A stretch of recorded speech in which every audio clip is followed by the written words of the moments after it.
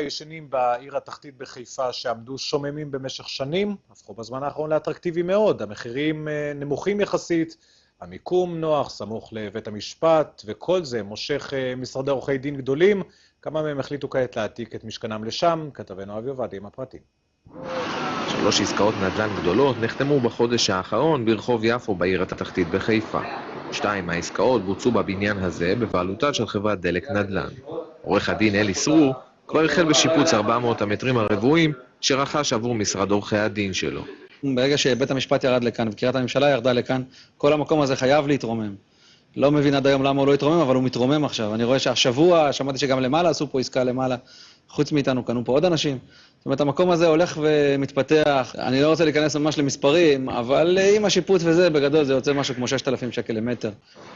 נראה כי עד שהעיר התחתית תחזור להיות הלב הפועם של חיפה, יעבור עוד הרבה זמן. אבל העסקאות שבוצעו בחודש האחרון מהוות ללא ספק זריקת מרץ קטנה לעסקי הנדל"ן בעיר. כן, בהחלט, זה בדרך, העיר התחתית מתעוררת.